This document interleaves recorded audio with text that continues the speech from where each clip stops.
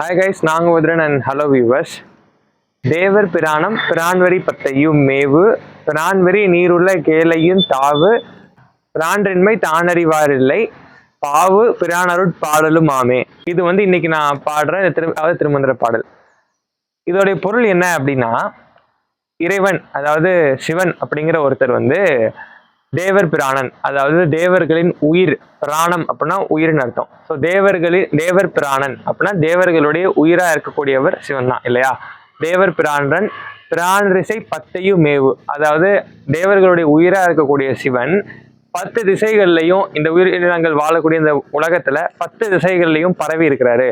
8 திசை தானே, 10 திசை எங்கிருந்து வந்தது அப்படின்னா நீங்களே யோசிச்சு பாருங்க. 10 திசை நானும் யோசிச்சு பார்த்தேன், எங்க 10 திசை அப்படின்னு. ஏன்னா ஸ்கூல்ல சொல்லி கொடுத்தது கூட 8 திசை தான். North, south, east, west 4. அப்புறம் இந்த எல்லாத்துக்கும் நடுவில் ஒன்று இருக்கும். நார்த்துக்கும் ஈஸ்ட்டுக்கு நடுவில் நார்த் ஈஸ்ட், ஈஸ்ட்டுக்கு சவுத்துக்கு இடையில சவுத் ஈஸ்ட், சவுத்துக்கு வெஸ்ட்டுக்கு இடையில சவுத் வெஸ்ட், வெஸ்ட்டுக்கும் நார்த்துக்கு இடையில நார்த் வெஸ்ட்னு சொல்லி இந்த 8 டைரக்ஷனா மாறுதா. அதாவது வடகிழக்கு தென்கிழக்குன்னு சொல்லுவாங்கல்ல, அதை சொல்றேன். அப்ப 8 திசை ஆயிடுச்சு. பேலன்ஸ் 2. அப்ப நான் யோசிச்சு இப்படி மேலே பார்த்தப்பதான் புரிஞ்சுது, மேலே கீழே அந்த 2 சேர்த்து 10 திசை சொல்றாங்க. ஸோ அப்ப இந்த 10 திசையிலையும் சிவபெருமான் பரவி இருக்கிறாரு அப்படின்னு சொல்லி சொல்றாங்க. அதான் தேவர் பிராணன் பிரான்ரசை பத்தையும் மேவு, எல்லா இடத்துலையும் கலந்திருப்பவன். மேவு அப்படின்னா எல்லா இடத்துலையும் கலந்திருப்பவன், உயர்ந்திருப்பவன் அப்படின்னு சொல்லி உரு கொண்டிருப்பவன் அப்படிங்கிற ஒரு அர்த்தம். நிறைய அர்த்தங்கள் இருக்கு தமிழ்ல. ஸோ தேவர் பிராணன் பிரான்ரசை பத்தையும் மேவு பிரான்வரி நீருள்ள கேளையும் தாவு, அதாவது இந்த உலகங்களை கடந்தவன், இந்த நீரால் நிரம்பப்பட்ட இந்த பூமியையும் தாண்டி இருக்கக்கூடிய ஒருத்தர் அப்படிங்கிறதான் பிரான்வெறி நீருள்ள கேளையும் தாவு விரிந்து நிறைந்து இருப்பவர்.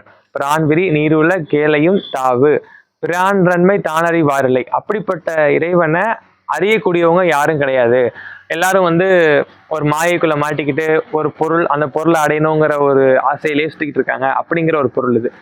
பிரான்றன்மை தானறிவாரில்லை பாவு பிரானருட் பாடலும் ஆமே. அப்படிப்பட்ட ஒரு பாவ செயல்ல இருந்து நம்ம வெளியில கொண்டு வரணும் அப்படின்னா சிவபெருமானை பத்தி பாடுங்க, பாடிட்டே இருங்க. அந்த பாடல் தான் நம்மளை ஒரு பாவத்திலிருந்து வெளியில கொண்டு வரும் அப்படின்னு சொல்லி திருமூலர் இந்த பாடல் மூலியமா சொல்றாரு. அப்படிங்கிறத நான் இந்த பாடல் ஒவ்வொரு வரியவும் ஆராய்ஞ்சு பண்ணப்ப தெரிஞ்சுக்கிட்டேன்.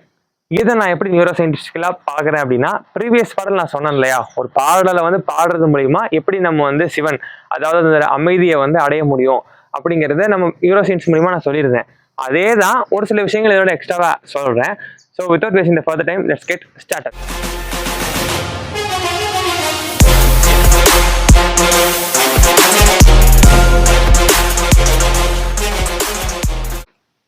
அதாவது நான் போன பாடல சொன்ன சில விஷயங்களை முதல்ல ஒரு ஷார்ட்டா முடிச்சிடுறேன். அதோடைய கண்டினியூஷனா இன்னும் சில விஷயங்கள் சொல்றேன். அதாவது என்னது, ஃபர்ஸ்ட் டாப் டவுன் ரெகுலேஷன். அதாவது நான் இந்த பாடலை கேட்க போறேன்னு முடிவெடுத்தாலும் சரி, இல்லை நான் பாட போறேன்னு முடிவெடுத்தாலும் சரி, அந்த முடிவு எடுத்த உடனே அது அங்கிருந்து தலாமஸுக்கு வருது.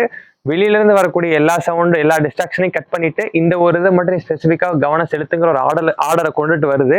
ஸோ வெளியிலேருந்து நான் இப்போ பாடுறேன்னா கூட என் பாடலை நான் கேட்குற அந்த சவுண்டை என் காது கேட்குது.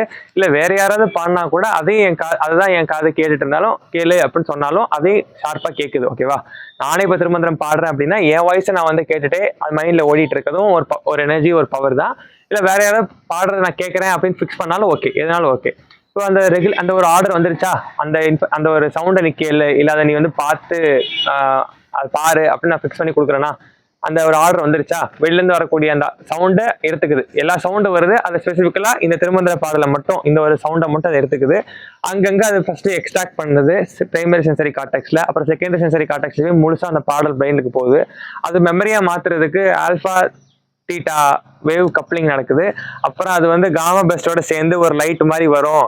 அது தலாமஸ்ல போய் பத்தக்குன்னு ஒட்டிக்கும். அப்ப ஹிப்போ கேம்பஸ்ல ஸ்டோர் ஆயிக்கும் அப்படிங்கிற மாதிரி சொல்லியிருந்தேன்னா, அது கரெக்டா அந்த காமா பெஸ்ட் நடக்கிறப்ப இன்ஃபர்மேஷன் தலாமஸ் ஹிப்போ கேம்பஸ்ல போய் அந்த இன்ஃபர்மேஷன் ஸ்டோர் ஆயிக்கும் அப்படின்னு நான் சொன்னேன்னா, அடுத்து பாத்தீங்கன்னா அந்த இன்ஃபர்மேஷன் ரிப்பீட்டடா நம்ம பாட எமோஷனல் அதோட கனெக்ட் ஆக நியூரல் சர்க்யூட் டெவலப் ஆகும். அட்டென்ஷனுக்கு நம்ம அதிகமா கவனம் கொடுப்போம். அது டக்கு நம்ம ஈஸியா ஃபோக்கஸபிலிட்டியை கொண்டு வந்துடலாம். ரிப்பீட்டடா அந்த பாடல் பாடுறப்போ ஒவ்வொரு பாடல் வரைக்கும் நம்ம அது தப்பா இருக்கக்கூடாதுங்கிறதுக்காக அந்த எரரை கம்மி பண்ணணும், அதாவது தப்பா பாடிடக்கூடாதுங்கிற அந்த ஒரு விஷயத்த நம்ம கம்மி பண்ணணுங்கிறதுக்காக அதே நம்ம ஃபோக்கஸ் பண்றப்போ சுத்தி இருக்க டிஸ்ட்ராக்ஷன் கம்மியாக ஆரம்பிக்கும். ரிவார்ட் சிஸ்டம் இந்த பாடலுக்கே அது டெவலப் ஆக ஆரம்பிக்கும். அப்ப நம்ம ரொம்ப ஃபோக்கஸ்டா ஃபீல் பண்ணுவோம். அந்த பாடல் மூலியமா அமைதியாக ஆரம்பிப்போம். அப்படிங்கிறதான் இந்த நியூரோ சயின்டிஃபிக் நான் போன பாடலில் சொன்னது. உங்களுக்கு அதை பார்க்கணும்னு நினைச்சீங்கன்னா ப்ரீவியஸ் பாடலில் போய் பாடுங்க. நம்ம பிளேலிஸ்ட்லேயே அதை நான் வச்சிருக்கேன். இதோட கண்டினியூஷன் என்ன அப்படின்னா, வேற சில விஷயங்கள் நடக்கணும். என்ன அப்படின்னா, heart beat and brain connection. நீங்க கவனிச்சிருப்பீங்களான்னு தெரியாது. நம்ம நல்லா தூங்குறப்ப, ஆழ்ந்து தூங்குறப்ப பார்த்தீங்க அப்படின்னா, திடீர்னு ஏதோ ஒரு ஃபோன் கால் வருது, இல்லை நம்மளுக்கு முழிப்பு வருதுன்னு வச்சுக்கோங்களேன். அப்போ நீங்க ஹார்ட்ல கை வச்சு பார்த்தீங்கன்னா, அந்த கொஞ்ச நேரத்துக்கு முழிச்ச உடனே அந்த ஒரு ஃபியூ செகண்ட்ஸ்க்கு வச்சு பார்த்தீங்கன்னா, ஹார்ட் பீட் ரொம்ப ஸ்லோவாக தான் துடிக்கும்.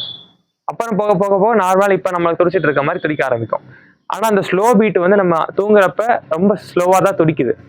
நம்ம முழிச்சிட்டு இருக்கக்கூடிய இந்த ஸ்டேட்ல வந்து கொஞ்சம் ஹார்ட் பீட் நார்மலா இருக்கு. ஓடுறப்ப ரொம்ப வேகமா ஓடுது.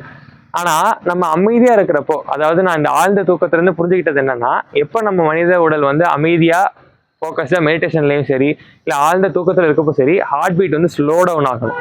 அப்படி ஸ்லோ ஆகுறப்பதான் நம்ம வந்து காமா இருக்கோம், எந்த பிரச்சனையும் இல்லை, காமா இருக்கும், அமைதியா இருக்கும் அப்படிங்கிற ஒரு ஃபீல் நம்மளுக்கு கிடைக்கும். அப்படி இந்த ஸ்டேஜ்ல இருக்கப்பதான் நம்ம ரெக்டிகுலர் ஆக்டிவேட்டிங் சிஸ்டம், நான் பிரெயின் பார்ட் சொன்ன தெரியுமா, பிரெயின் ஸ்டெம்ல வந்து ஒரு பார்ட் இருக்கு. இதுதான் வந்து நம்மள அறியாம உள்ள நடக்கக்கூடிய விஷயங்களை கவனிச்சுட்டு இருக்கக்கூடிய ஒரு பார்ட் அப்படின்னு சொல்லி நான் சில பாடல்ல எக்ஸ்பிளைன் பண்றப்ப சொல்லியிருக்கேன். ஸோ அந்த பார்ட்டும் இந்த ஸ்டேஜ்ல குரோ ஆக ஆரம்பிக்கும். என்டையர் நம்ம இம்யூன் சிஸ்டமும் டெவலப் ஆக ஆரம்பிக்கும். இப்பெல்லாம் நான் ஒரு பாடல்ல சொல்லியிருந்தேன், இந்த ஹார்ட் பீட்டுக்கும் பிரெயினுக்கும் ஒரு கனெக்ஷன் இருக்கு. ஏன்னா ஹார்ட் பீட் நம்ம கவனத்துல இல்லை, அது வந்து பிரெயின் ஸ்டெமோட கனெக்ஷன்ல தான் இருக்கு. இதை கனெக்ட் பண்ணக்கூடிய ஒரு நர்வ் இருக்கு, வேகஸ் நர்வ்னு சொல்லி. இதுதான் வந்து ஹார்ட் எவ்வளவு வேகமா துடிக்கணுங்கிறத டிசைட் பண்ணும். இப்போ நான் பேசிட்டு இருக்க நேரத்துல, நீங்க முழிச்சிட்டு இருக்கக்கூடிய இந்த நேரத்துல ஒரு ரேட்ல துடிச்சிட்டு இருக்கோம்.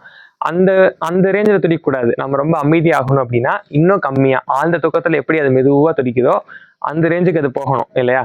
அதை வந்து அனலைஸ் பண்ணக்கூடிய டிவைஸ்க்கு பேர் என்னன்னு பார்த்தீங்கன்னா ஹார்ட் ரேட் வேரியபிலிட்டின்னு சொல்லி சொல்லுவாங்க. ஹார்ட் ரேட் வேரியபிலிட்டி அப்படிங்கிற இந்த டெஸ்ட்ல என்ன பண்ணும் அப்படின்னா, நம்ம வேகஸ் நர்வ் எப்படி ரியாக்ட் ஆகுது, அது எப்படி வந்து இயங்கிட்டு இருக்குங்கிறத அதை கவனிக்கக்கூடிய ஒரு டிவைஸ் தான் இது. ரொம்ப ஸ்லோ ஆகுது அப்படின்னா நம்ம வந்து ரொம்ப அமைதியாகிறோம் அப்படின்னு அர்த்தம். ஹார்ட் பீட் ரொம்ப ஸ்லோ ஆகுதுன்னு அர்த்தம். இந்த வேகல் டோன், அதாவது இந்த வேகஸ் நர்வோட ஆக்டிவிட்டி அதிகமாகிறப்ப இந்த பீட் ரொம்ப கம்மியாக ஆரம்பிக்கும். ஸோ அப்படி கம்மியாகிறப்போ இது பிரெயினோட லிங்க் ஆகிருக்கு தானே. அப்போ பிரெயினுக்கும் அந்த பிளட் போகிறது ரொம்ப ஃபோர்ஸாக போகாது. டக்கு நம்ம வந்து இப்போ யோசிக்கிறப்ப இதை கவனி, இதை கவனி, இதை கேளு, இதை புரிஞ்சுக்கோ அப்படின்னு பல இன்ஃபர்மேஷன் போகுது இல்லை.